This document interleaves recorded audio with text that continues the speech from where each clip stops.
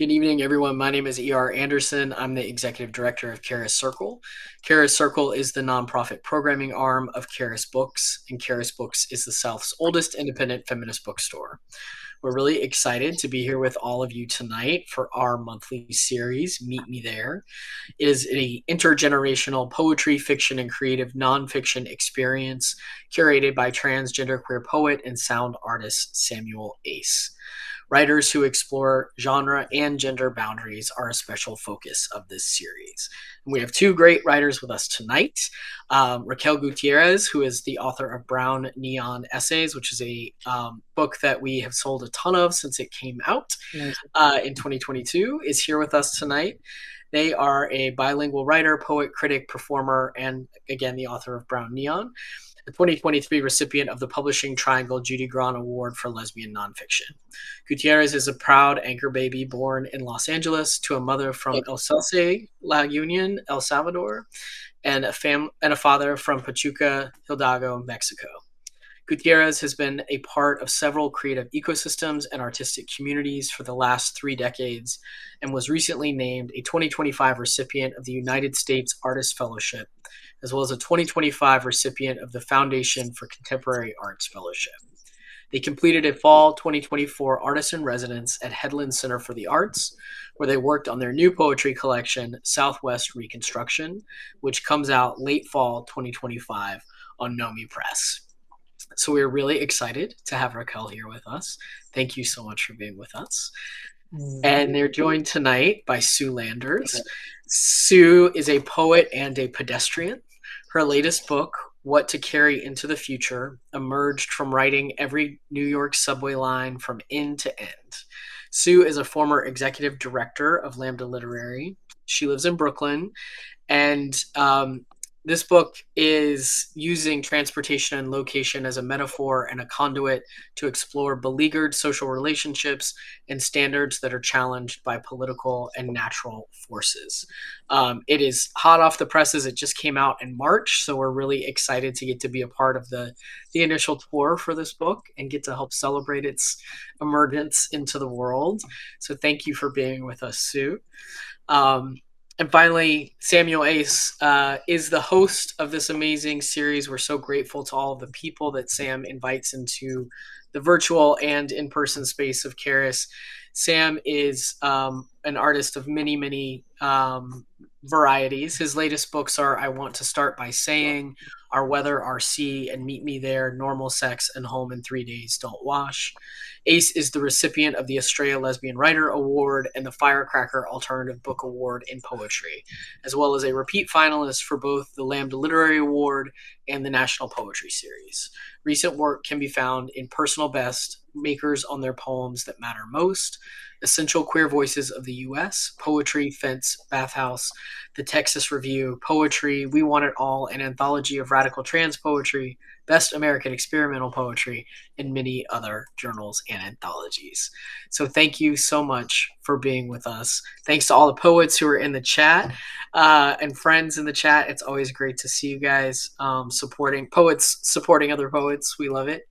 I am going to hand it over to Samuel, but I do want to just say that folks can put their questions in the chat because there will be a little back and forth Q&A between the writers and also with all of y'all if you would like to participate. So put those questions in the chat at any time and we'll get to them towards the end. So without further ado, please welcome Samuel Ace. Hi, everyone. Gosh, it's so good to see you, Sue, and Raquel. Thank you, ER, and friends in the audience and everybody who's here. It just brings community together and it feels really good. So as ER said, this is Meet Me There. Charis is a monthly reading series, and it features work by queer and trans authors who are bringing new books and creative energy into the world. I really want to thank ER Abeo, who is the publicity person behind this series and many other things at Charis, and all the staff at Charis Books. They've really made this series possible, and also created a feeling of home to the Atlanta area for me, because I'm still fairly new living here, and being at Paris feels like definitely feels like home to me. So this series, we're currently heading to our second year and already planning for next season, which will begin in September. After tonight, the final reading of the series will take place June 12th, and we will feature Dinesh Smith in celebration of their new, now Pulitzer finalist collection, Bluff. They'll be reading with Atlanta-based writer Tamika Cage Conley, and that reading will be in person here at Charis, but it will also be live streamed. So anybody in the audience tonight can tune in. I'll be sending out information about it when it comes. Uh, and like many events at Charis, there's almost something every single night here. They are all, whether in person or not, live streamed. So tonight we celebrate Sue Lander's new collection of poems, What to Carry into the Future, as well as Raquel Gutiérrez's work and their stunning collection of essays around neon, published a couple of years ago, but which continues not only to be prescient, but even more necessary today. As ER said, Raquel has a new book of poems coming out at the hope in the fall, I believe, and I'm really looking forward to that. They're going to be reading from Brown Neon tonight, and here hopefully we'll hear some of that new work appearing in the new book. So at first, when I started to plan this pairing, I didn't realize that I asked two writers to read, both who speak very profoundly to two places I consider home, New York City and Tucson, Arizona. I lived many years of my adult life in both locations. As I read What to Carry into the Future, I found myself traveling with Sue as her poems traverse New York through every one of its subway lines, recognizing so many familiar landmarks with a combination of nostalgia and new insight. I read Brown Neon when it first came out, but the essays situate themselves in Los Angeles. But the light of Tucson, the poets and friends who still live there, the smell of creosote and the harsh everyday reality of living on that border speak profoundly through these essays. Before continuing in my introduction, I do want to recognize the undercurrent of where we are at this moment. I'm broadcasting from Metro Atlanta, Georgia, in the United States, on the ancestral lands of the Muskogee, where every day brings a new edict aligned with fascistic intent from our current government. A new corruption, a new capitalist grift, a new desire to annihilate and to seize more power. None of this is historically new in this country or the world, and yet now there's not even the slightest desire to hide these vicious enactments. They come in multitudes and are widely and gleefully publicized. The destruction, occupation, and starvation of Gaza, the unchecked erasure of minority histories, the laser targeted attacks on trans people, our rights, health, and ability to live, the circumventing of the courts, the desire to control all narratives by silencing attorneys, defunding the arts, censoring journalists and media outlets, the vilification of immigrants or of anyone not white. So, yes, this is all happening and happening with a speed that makes everything very clear. We're just seeing the bald face of the country we live in, and there's no looking away. The two writers here tonight do not look away. Sue Landers opens What to Carry into the Future with these words. It's common in dystopias for people to go underground to survive, after all possibilities on the surface have been exhausted. That rang out to me during a time when the most common conversations among many of my trans and queer peers over the last months have included, should we stay or should we leave? Can we be more effective in a fight for rights outside of the country? And if we can't leave, how do we increase our modes of resistance here in the face of erasure and probable death? We as writers situate ourselves in our location to document, to pay attention, to notice, to observe, to detail our joys, our loves, our communities, our corporal physicality, our fears, our ecstasy, and our pain. Landers uses the New York City subway lines, the New York City waterways, as well as walking perambulations throughout the city as forms, armatures, and frames. Within those organizing principles, she situates her queer body, the body of the city, and the country. This is a book as much about writing as it is about movement and improvisational travel.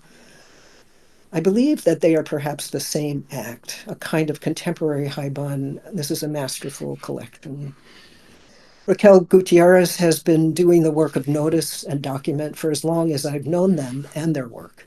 In Brown Neon, their essay, Memoir on the great LA butch activist Jean Cordova, is not only a tribute, but a deep history of a community that is told with reverence for and attention to butch identity and much more.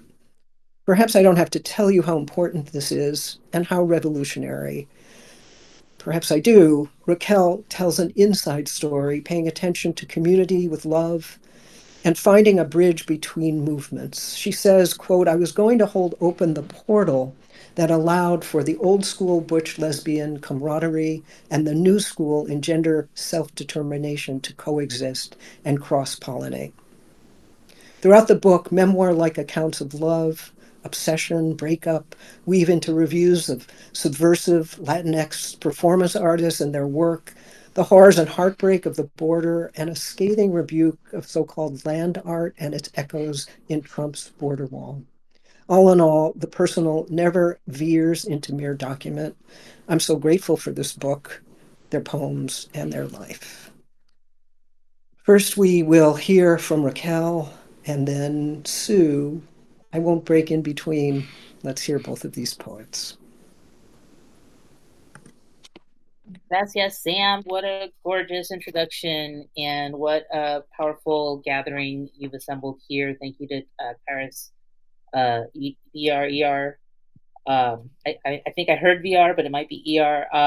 And thank you, Sue, for your work, and excited to hear more in a few minutes. Thanks, everyone, for being in the space. I'm going to read a little bit from Brown Neon and some from the new poetry collection. I'm going to read from here, Do Migrants Dream of Blue Barrels? 2017. I live in Tucson. People tell me they love the images they see on my various social media feeds of the mysterious moonscape desert that surrounds the city. Many of the friends, acquaintances, and strangers who follow me on social media live along both coasts, so of course it gives me great pleasure to ignite their awe for the uncontainable beauty of the Sonoran Desert, even if from afar. For me, being in this desert on any given morning or early evening means giving over to the expansive possibilities of the landscape. It has offered new perspectives when I'm stuck on a writing project, stepping out into any number of trails and parks and contemplating the day's ebbs and flows. Whether it's the way the light moves across the shallow valleys of Gates Pass before sunset, or the way the temperature surprisingly drops 10 degrees when your trail takes you into the shadowy parts sitting below Pima Canyon. The infinity of surprise that lives here is hard to deny.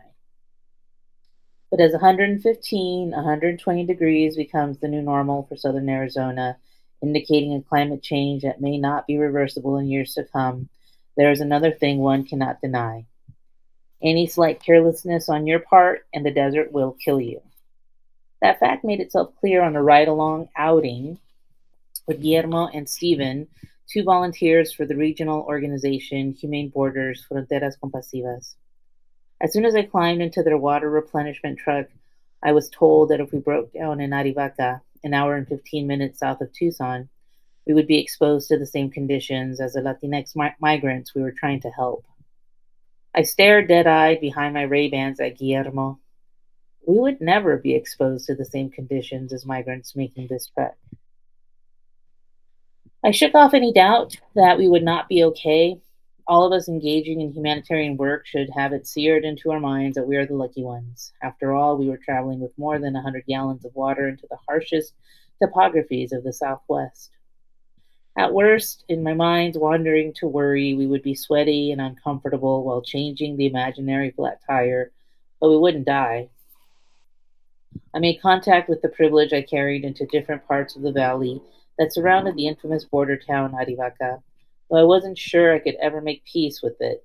In this part of the country, whatever you did or whoever you were, if you were somebody's anchor baby, a pedantic gadfly, a broke bourgeois bohemian who cared about justice and human rights, and had heated conversations about immigration policy with family members during the holidays, if you still wrote diversity statements for scholarship applications, or ate nopal fries and drank aged whiskey cocktails with the liberal latte sipping NPR listeners in downtown Tucson, where the adobe facades were restored to look like the old Pueblo.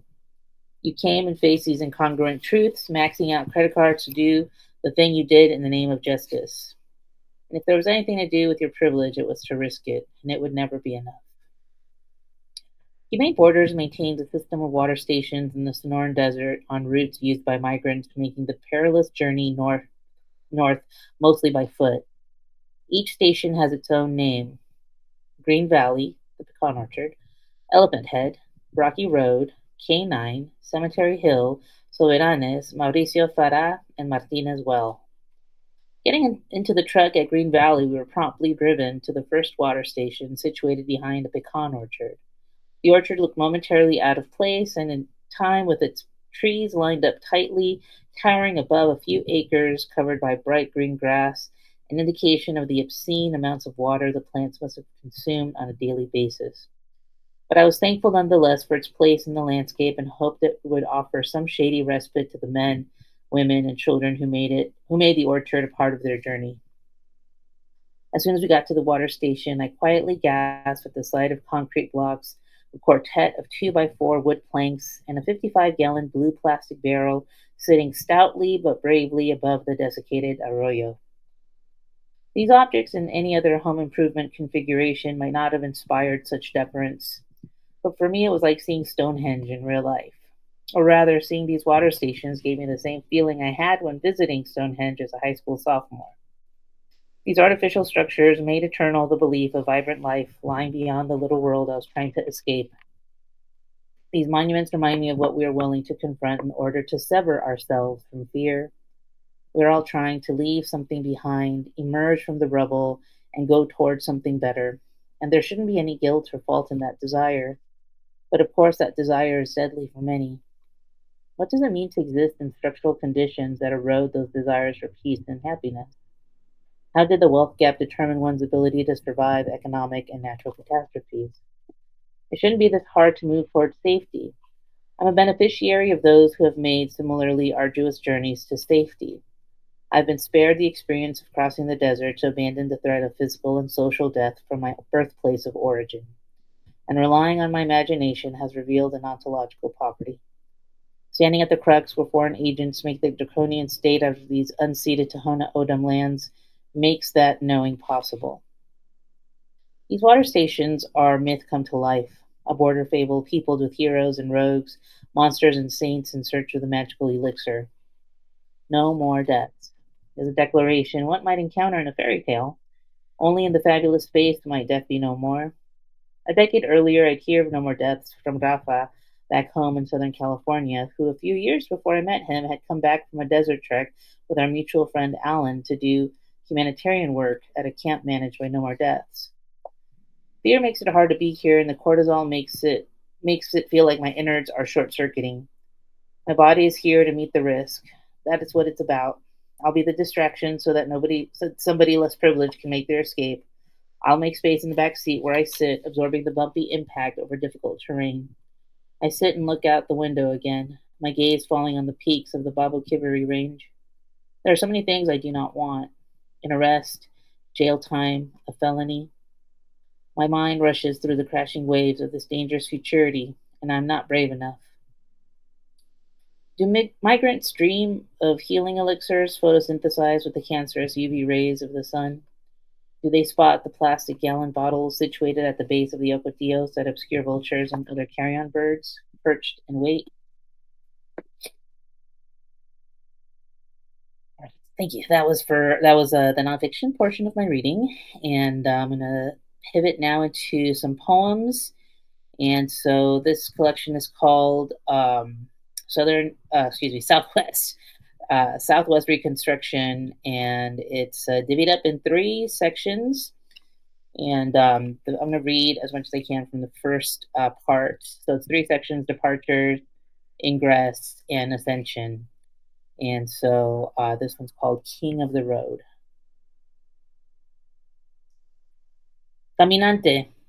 To love is a dilation, a permission granted to the wake of buzzards whispering, "This road is the only home you know." To be unwanted is an origin story. There was nothing to fasten you in place, and with this much ache, you could bask in debt, call it peace, or catch it staring in a rear view, igniting wonder to be seen or merely remembered.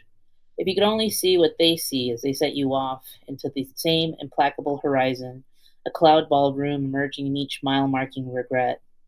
Irrepressible, like color changing with the light, the only reliable currency and the only high that kept you rolling, desperate for higher ground. In this mirage, this desert forded love, but the desert was love, and you would soon be the tornado that memory chased, home strewn with the ends of the future scorched in your wake, where you unearthed the assumption about the way desires were wrapped up in the leaving, and so you always left, and that equation created a canyon of want and made the moving landscape your container. This poem is called There Is No Place Else. I wanted north out of this highway, pinching a roach out of this commute between myself and the hungers languishing between gas prices and price surges. I recall my room had a door bolted from the outside where the rents were high and every end to the romance left me on the brink of bankruptcies. I was an early investor in a dog who refused to sleep in the bed with me, a rescue from the dreams made easy to conscript into coordinates. I jumped in my car again. I could look out and lament the hills and sky usurped and turned into screensaver, corrupted files and fantasies of indigeneity. I could not wait to be unsettled by El Camino Real. Its chat rooms, like its little bells on a pole, were a show of might, charming me into mestizaje. Fourth grade curriculum and the diorama my mother helped realize when all I wanted was to bring Mission San Juan Capistrano back to the swallows, a messy songbird that could extract the confession from my voice. This next poem is called San Juan Bautista. It had been a significant number of miles by the time my parents broke down. My father never thought to tame his touch in front of us, in front of me, a young sentinel at the foot of a faraway, torn into film strip, where more imagined lives came close to me, and I knew leaving was always promised. The life I imagined kept hardening with each flinch. My mother guarding her breast and exhaling all of the other choices beyond the man who drank alone in the trailer. Con coraje, he staked his claim by telling her she resembled Sophia Loren. And she did, my poor mother, a bad omen like a dance craze, a nice figure warding off curse at the mouth of the mission. My mother soured on the sweet fragrance of the bougainvillea, a fetching shade of purple on a trellis. It had always inspired her truest swooning, and none of this occurred to me as I was asked to leave the van to see the mission by myself, accompanied only by the disposable camera I carried, practicing for the real thing one day. I pointed and shot and knew the image would mean something different when I got older. And I'll end with this one. This is an ekphrastic poem, and um, it's called Star in the Los Angeles River Tunnels. I did a series of ekphrastic poems for a recent exhibition of photography for the Center of Creative Photography here in Tucson. It was an exhibition called Chicana Photographers, all of them from Los Angeles, and so still debating whether or not to include the image in the collection, but this is really powerful. It's a beautiful piece. Star Montana is the photographer, so remember that name. Star in the Los Angeles River Tunnels, and this will be my last call. A star above our heads, we look up and cross ourselves under the sign of a black dress in mourning. We are born under the sign of contaminants, where the brunt of us is survival. To look forward in the left behind, to cast a gaze in the far afield, where a sad girl symmetry catches the light and the light is stilled.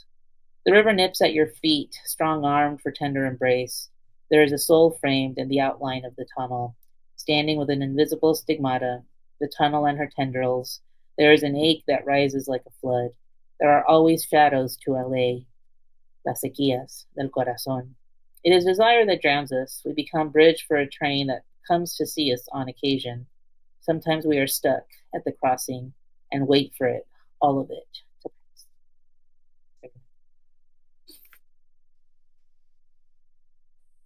pass. Thank you so much, Raquel. Beautiful. I can't wait for Thank you this so new much. book.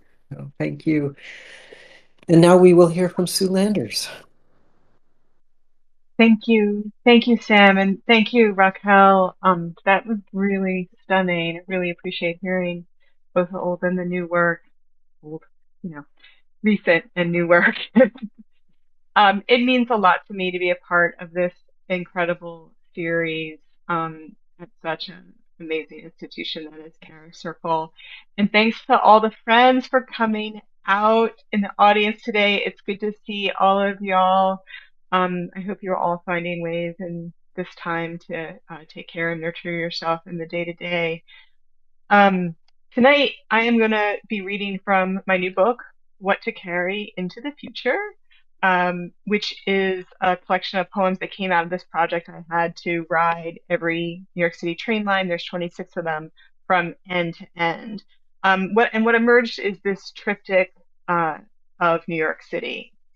And I'm going to read from each of those three sections tonight. The first is a long poem set largely within the subway system itself in 2017. And then the second is a poem that goes above ground to explore New York City's natural environment, and particularly its treescape. And that's set in 2022 and 2023. And then finally, when you ride the train to the end of the line, where you end up over and over again is near water many times. And so the last section of this book is a sonnet sequence about different New York City waterways. So I'm going to start with an excerpt from the first poem, which is called My Quotidian Icon. This may be a love letter. These may be my vows. About that prenup we never ironed out, doesn't matter. You always win, New York. You always get whatever you want. But I can still lay tracks inside you, reinscribe in lines the old names we have for each other: Atlantic, Pacific, how the maiden name, Dick, familiar as an ocean along the elevated track. Panaderia, Taekwondo, the Verrazano, dungarees and smokestacks, nail salon and scaffold, right down to your edges where the dragonflies and sunflowers wave monstrous to tomatoes outside the chop shop, an empty Listerine bottle, and the smell of fresh baked bread over Coney Island Creek, where the men gutting porgies for chum turn to me and say, they are big and beautiful, just like you. Under a summer sky quilted by cranes, a woman tears open an air conditioner. And it's a beautiful day for a game of running around and around to get home. The door's open, and a man says he doesn't want to sleep on the train anymore. The door's open, and a stranger asks me if I have children, and I stop myself from telling her I was so busy working that I hardly noticed when the blood stopped releasing from my body, how far away I was from the workings of my body, while I was working in a city full of bodies moving like a hurricane. The doors open and the streets are flooded in Texas. The doors open and people are waving from rooftops. The doors open and a president pardons a sheriff who videotaped women in bathrooms, the women arrested for not being born here. The doors open for a man in a I'm not arguing, I'm just explaining right t-shirt. And a woman asks me for help with her naturalization test. She asks me to read aloud the words, are you willing to take up arms in defense of this country? The doors open and a man in a Vegas hotel room kills 60 people with 15 semi-automatic rifles. Last night, there was a hurricane, then another one. Some of this isn't metaphorical. Look up before it gets darker. The clouds are gorgeous and damning. To get far away by not stopping underground in the dark, and like that, to be like that, to be so far gone. But then a horn blares on the track, a long wail, warnings down the car, then a staggering, warnings for the workers in the tunnels working to keep the water at bay from us, we who curse the slowing down, the stumbling that trips up the pace of our rushing, that keeps us at bay from this earth and our bodies. 10 days before the hurricane, the president lifted restrictions protecting cities from floods. This isn't prophecy. It's design. Climate change deniers want enough of us at risk enough that they will never grow rich enough selling us their toxic solutions. A flashing of lights, a clattering of tongues. This local just turned express. What are the words for that song again? I crashed my car into the bridge. I don't care. I love it. Rain slick city, city of vanish and stick. I just want to ride your rocking with all the other empaths and nanas, witches and cynics, the pharmacists, the squatters, the haulers of stuff, as if there were no time left but all of it, a continuous present, attending to the unanswerable question of this city.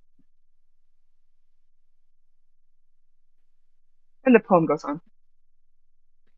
And the second section of the book is called Sidewalk Naturalist, which is focused on New York City, and in particular, it's street trees. I was walking around my garden, my neighborhood, which is a garden. There's a lot of gardens in my neighborhood in Brooklyn, and so all this like natural world stuff comes up.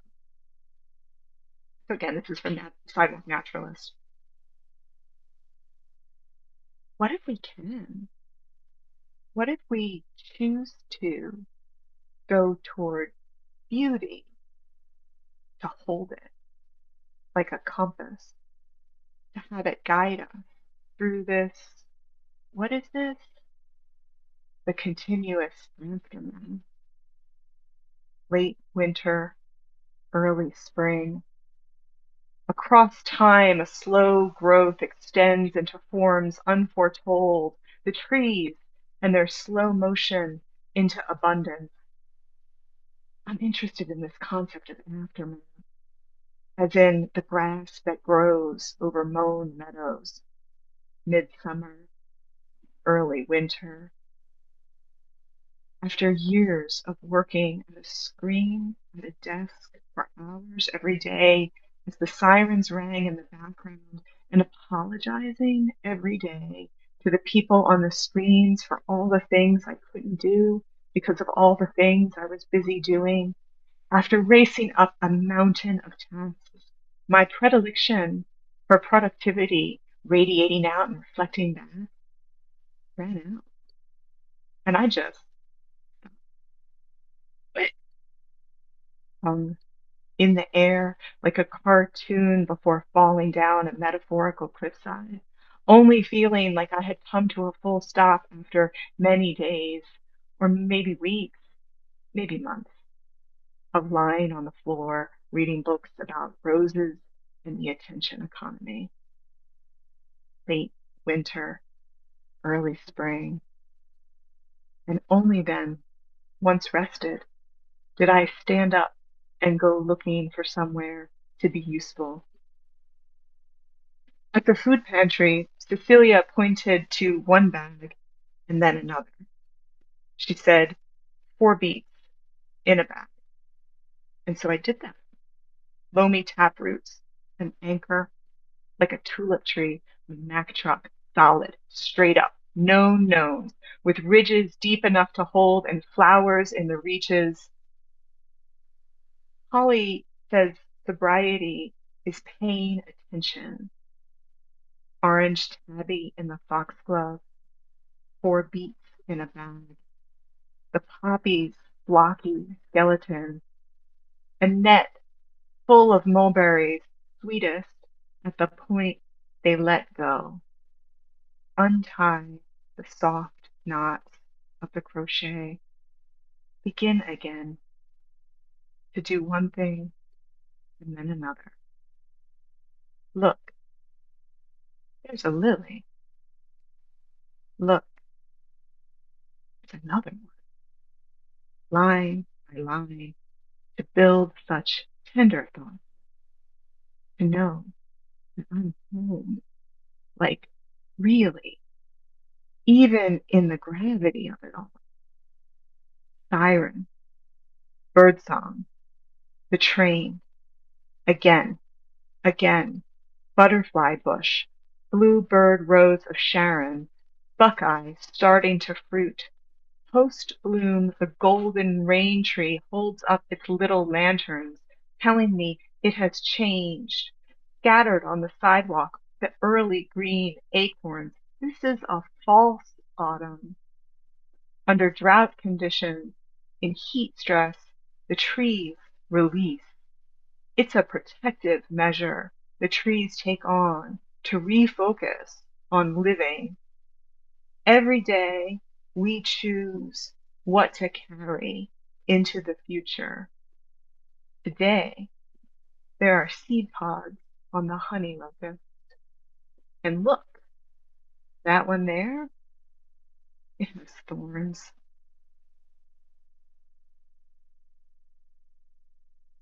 And then lastly, the sonnet sequence at the end about different New York City waterways. Each sonnet is preceded by a contextualizing prose paragraph. So I'm gonna read that as well. And this section is called Water Finds a Way. Atlantic Ocean. In her poem about the Mississippi, Lucille Clifton considers how in water the past is always flowing.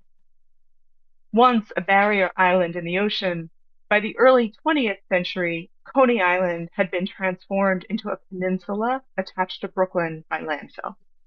The beach isn't quite original either, with its sand deposited and replenished over time, held in place by structures perpendicular to the shore that protect against erosion.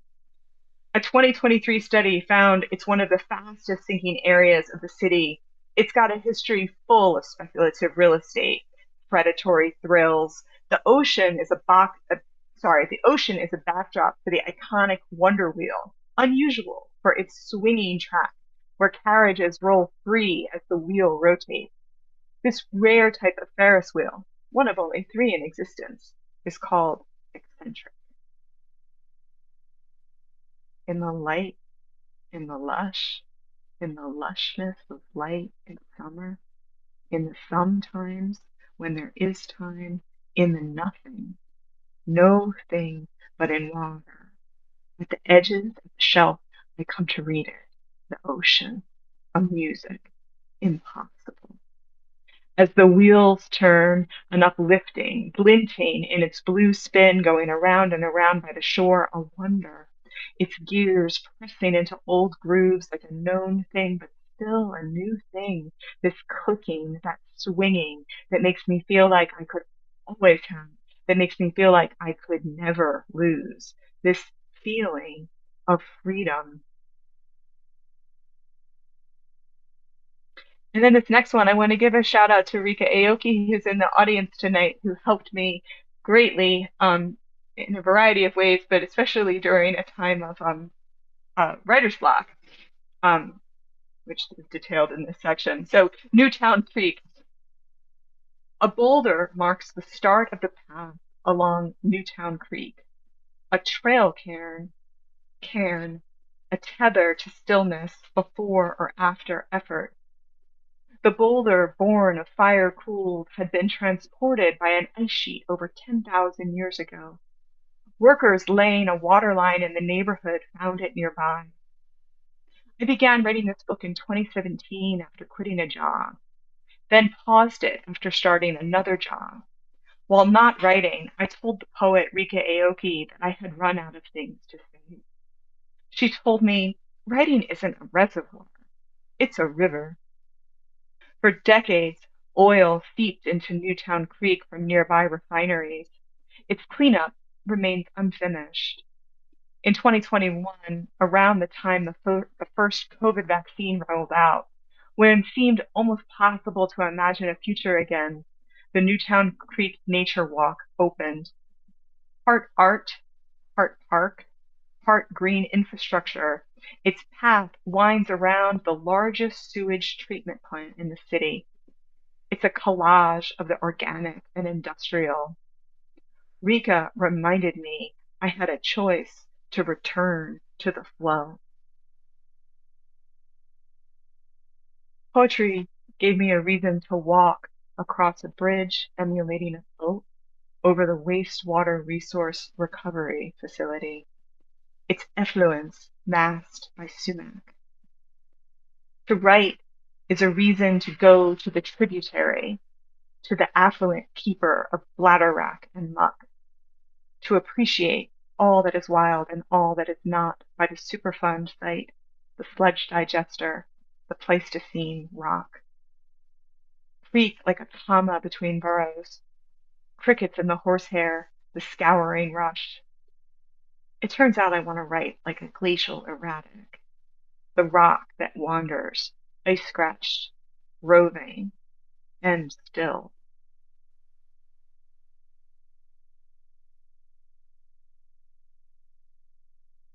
Atlantic Ocean. Again, there's Clifton, considering water, the great circulation. Eccentricity is a measure of how much an elliptical path deviates from a perfect circle. The eccentricity of a line is infinite. Elliptical can mean a leaving out. I don't mean to sound cryptic. What I mean to say is that the city's imperfect and more than it could ever contain. A bedrock holding up what is loose. A history of human decisions, as many as there are ways to love a city. Yes, these are my vows. To move a handful of sand from one hand to another. To repeat. The water is the same water, and still it is new, under the pavilion that smells like salt and sunscreen and tea, where an old man passes a strawberry to another man who nods and I am here because the ocean is there, to look out onto the horizon, to see from the edges of the city a vista, that which extends beyond what I know today, and to make the quiet choices of living. Thank you.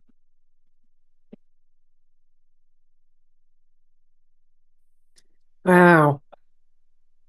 Thank you, Sue. Thank you, Raquel. And thank you, Rika, for that. Always say Rika. Yeah, that was really amazing, both of you. Please, everybody out there, if there are questions, Thank questions, put them in the chat and we will see them.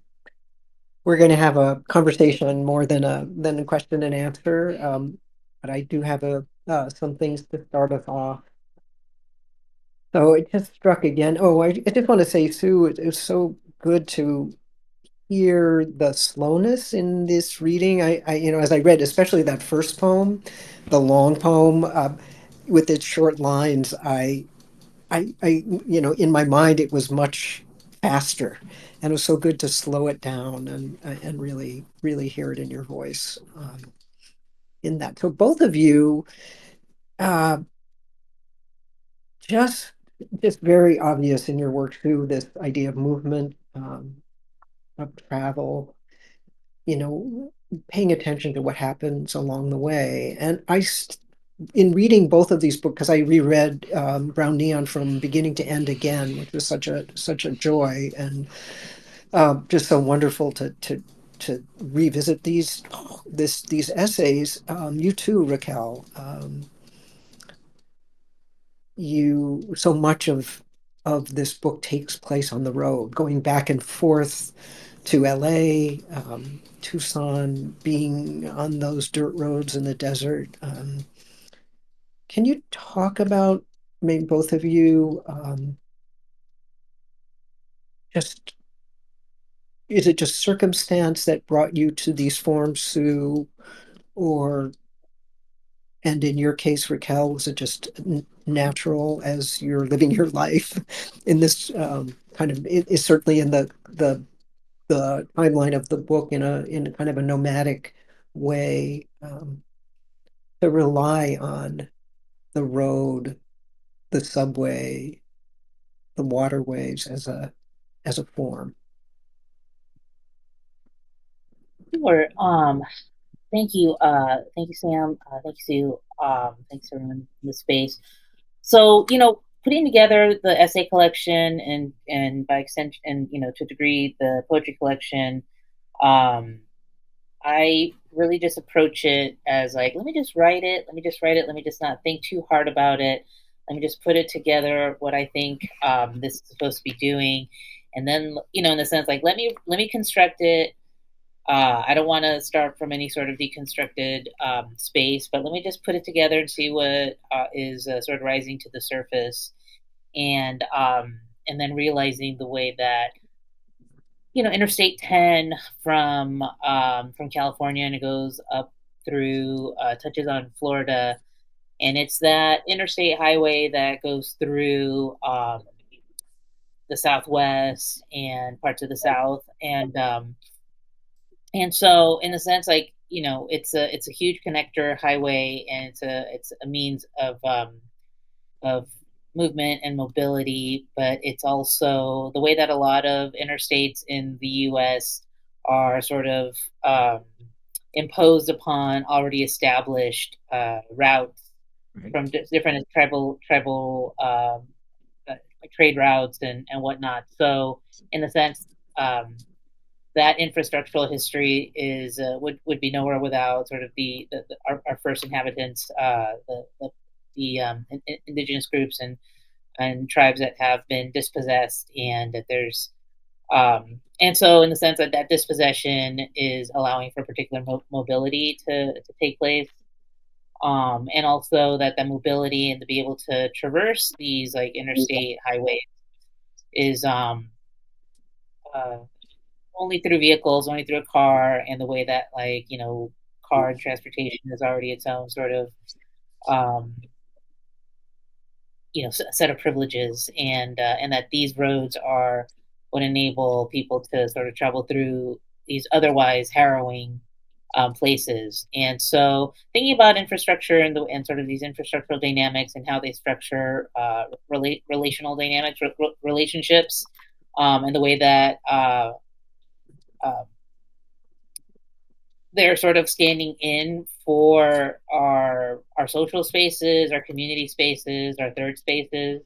And so the infrastructure now is becoming the only way that we can have sort of cross class contact in sort of the Samuel Delaney sense of the phrase. And even then, sort of these infrastructural dynamics sort of tend toward like the unpredictable uh, and veering away from care for it, because it has such a powerful public utility and value. So it's just like, hey, we're empowering people too much. Maybe we shouldn't fill the pothole in a very sort of like mundane way. So yeah, so in the sense, I feel like for me, it was a way to sort of think through just these larger infrastructural questions, because Tucson is, as same right, 60 miles from the U.S. Mexico border, and all of the sort of the implications of that are so powerful in the way in which like you have contractors vying for that work, and the contractors are the same contractors that are doing, and the surveillance technologies are also informing the way that we sort of use the space. So in the sense, like if no one knew before, the surveillance technologies are sort of tried, they're tried and erred in the borderlands. So there's a lot of connection between the border and what's happening in Palestine, Israel. Anywho, So, and that's important to like to mark in a sense. It's just like, you know, there's this practice, this rehearsal of dispossession is, it's a constant laboratory. Yeah. And those pathways are becoming more and more surveilled as well. They're both technologically and otherwise. Right. Yeah. Yeah. I mean, there'll be swaths of train. You know, my biggest pet peeve is the phrase middle of nowhere, because this has been the middle of somewhere for a lot of people for a long time. But you'll be traveling and there won't be another soul on the road with you. And then you'll see like a drone and you'll be like, oh, I'm not alone. Never alone. Mhm. Mhm. I love that you brought Samuel Delaney into this conversation, into this space. I love that Red Light, Blue Light book, and you know, I think that that is one of the reasons that draws me to the train. In addition to being a pedestrian, someone who has never owned a car, doesn't drive, loves mass transit, loves walking. Um, the the subway in New York City, you know, is this point of connection of all New Yorkers and folks outside of New York coming together in a way that is incredibly rare in racially and class segregated cities and towns across America. And I value that a lot. So I think that was a piece, Sam, to answer your question, that drew me to that particular space. I'm also just inherently curious about what makes our day-to-day life possible, the infrastructures, the histories, what preceded it, and getting out in that world and investigating it is infinitely interesting to me. Um, and then I have a friend, Allison Cobb, who said to me at one point, he was like, Sue, I think you are an appreciator. And I am. I appreciate things and I get a lot of pleasure from appreciating things. And so, like, seeing the city, seeing the train going out and about, like, is deeply pleasurable to me. And Mhm. so, like, that, and now that is connected to my writing, you know, and I find writing either in public or about the public space um, fun, fun, and I want to have that sense of fun and appreciation when I'm writing. So that's In I had the opportunity. I was in New York right after Sandy, um, and out in Rockaway and Bell Harbor, and um, was and all the years I lived in New York, totally on par with what you were just saying, Sue, but also how fragile, how crumbling, still. That's just becoming more and more evident. I too appreciate those connectivities, and yet it feels so fragile, and even more so, clearly. all the more reason to document it. Hmm. Yeah. Yeah. Um, you're on the road now, and Sue, you're traveling for this new book, and Raquel, it sounds like you're doing some traveling as well. Maybe, I'm not sure yet, but in this current regime that we're living under, has how has that affected the readings you're giving or thinking about or interactions? Has it had an impact? Have your plans changed, or are they under any other kind of observation for you? Yeah, I it's interesting because the sort of the premise of the of Brown Neon was to think about what it means to be a Latinx artist in the Trump era, and so even reading some of the sentences and feeling like, oh wow, I would never do that again. I could never do that again. I feel even more. I never carried my wallet to walk my dog around my neighborhood, and now I feel like I have to carry my ID and my U.S. passport card. in the sense that like I just can't be without any sort of form of identification now, and it feels and that sucks, and that feels terrible. And also the realization that I feel like there's all this talk about plan your to go bag, and even NPR this last week, like what do you need in your to go bag, Yeah. and feeling like the world has already ended for so many people. The apocalypse has arrived for so many people, and for any of us who are sort of entertaining our or have been entertaining our own sort of tailored apocalypses, like and what that means in this, and also in the sense that like it's very pronounced here in Tucson, just the way that our gun culture and immigration policies and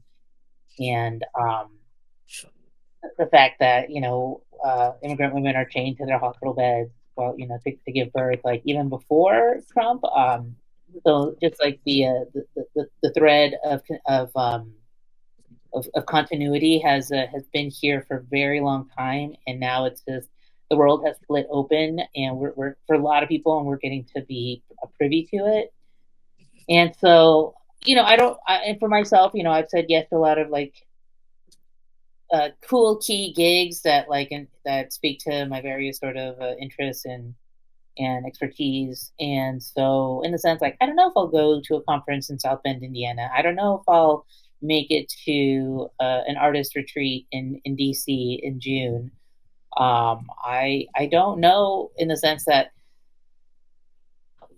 whatever documentation anyone is traveling with, like all of that could be made null and void at just arbitrarily. So it's you're hoping that you don't catch anybody's eye in a weird way on any given particular morning if you're traveling through your airport. So it is like, gosh, I just don't know what bingo I'm playing today.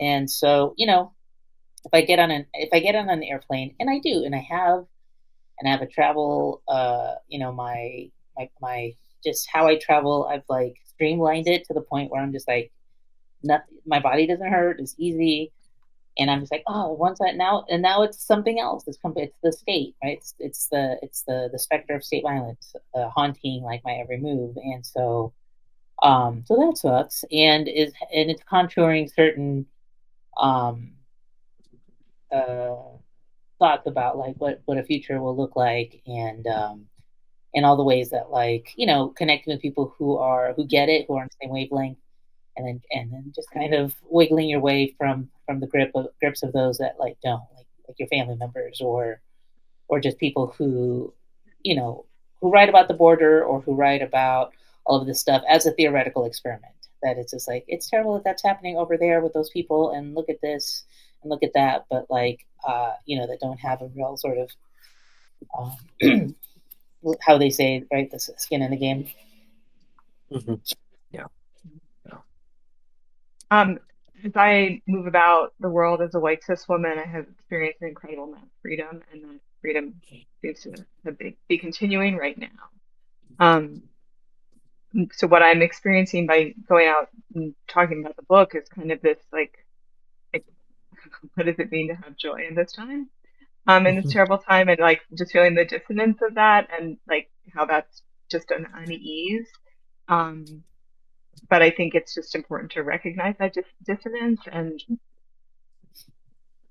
still take incredible pleasure about like interpersonal connection in a space like this, but even better face to face, where we can deal with the actual reality of being humans with one another. That can be kind of easy to lose sight of in light of such like annihilating policies and annihilating practices that are happening. So it's just kind of holding all of that. Mm-hmm. Yeah, I think that dichotomy between, and I feel it in both of your work, just the the noticing beauty in the midst of all the rest, the joy in what you're seeing and documenting, but at the same time feeling that this undercurrent of what is, what's been happening, what is happening, and um, keeping those things both going. It's not really a binary, but it's very real right now. Um, very real. You two have questions for each other? Did you? Raquel, I was wondering about how you chose the essay form for Brown Neon as opposed to more I'm poem. sorry. What was the How, question? I how, feel how like you how you how you came to choose the essay form for that book as opposed to say poems. oh, like why essays and not poems? Yeah, that's How did I the don't know. I form think emerge? how did the form emerge? So in Tucson, sorry, my partner's using a blender in the kitchen for some reason. Um, so I'm distracted. So when I got to Tucson, I came here for the MFA at the university here in town, and I got in for poetry, and that was awesome and amazing. And then the program went to 3 years, and so I thought, oh, well, let me try my hand at a nonfiction, just because we had a really great nonfiction set of professors, and it was just kind of sort of this thing that I'm like, oh, I could just mine experiences from my own life and do essays. Amazing. And just the way that the writers in the program would play with form in a really um, interesting and innovative way. And then I applied for like my fourth time to the Warhol Fund for the Arts Writers Grant, and then I got it, and I'm like, oh, I don't have to like work this summer, so um, let me just go on some road trips and see some art and write about it, and do that I did the land art road trip through like Utah by myself, and it was just like amazing and stunning, and also just so different. Just like the climate was so different. Anywho, it was just a way to sort of like write about art and my friends and driving, and not to say that doesn't. I feel like that's also what my poetry collection is about. Just like driving and art. Um, but yeah, I don't know. I've always been just like a genre promiscuous writer, and just like someone who's been in different sort of corners of a creative ecosystem through performing arts and visual arts, and then writing about it. Genre promiscuity is where it's at. More promiscuity, Martin. Now, I just want to check in if there's any questions I don't see any questions in the chat, so I think we're good, and we're coming toward the end of our time. Just one more quick question. It may lead to longer discussion, but both of you two have there's so much desire in your work.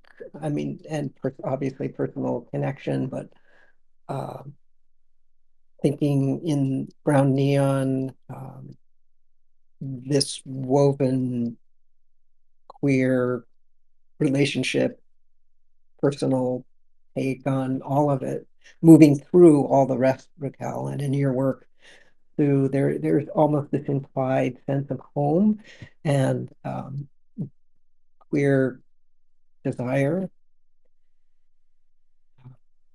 And I love that in both of your work. Did you, either one of you want to talk about that at all? Don't be shy. Please, Sue, please. No, I mean I could say something kind of meta about it. I love longing because it's endless, and I'm like an anti-closure poet. So it's just like never ending.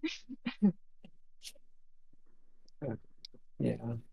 I mean, I think it's just it's energy, and it's an energy that I think fills a variety of and a range of vessels and containers, and it's fun to sort of the vessels and containers help us sort of give shape to that energy, and so yeah, I mean, desires. It's also such a I mean, the way that desire or grief or uh, and sometimes the two are, often inextricable. But that is, oh man, it's so funny. That's a huge question. And at the end of our time together, it's like when you're at Yeah. therapy and you do the doorknob confession, like you get up and your hands on the doorknob, you're like, oh, by the way, I'm leaving my husband, and then it's like, oh, okay, I guess see you next week. But it's a really good question. So Okay. Well, anything more there, Sue? You were going to say something? No, that's it. I think conjuring up therapy is really the way to go. Way to close. It doorknob is. confession. Thank you both, and thank you everyone who came out there in virtual land. Thank you, everyone. Yeah, Thanks everyone. take It's amazing Good in the night. space here. Thank y'all so much. We're going to encourage folks to buy these books from Charis. So I'm going to drop the link right here and you can get your books. We really do appreciate it when you buy your books from Charis. So click that link and it will take you to both of the books. And we will see you the second Wednesday of June. Thursday. Yes. Not June Wednesday. 12th. June 12th. So we appreciate everybody being with us. Thank you, Raquel. Thank you, Sue. We really, really, really love your work and your words. So best wishes to both of you. Stay safe and well, and we hope to see you next time. Amazing. Thanks, Thanks so Ian. much. Thanks, Sam. Bye, Bye. y'all. Bye.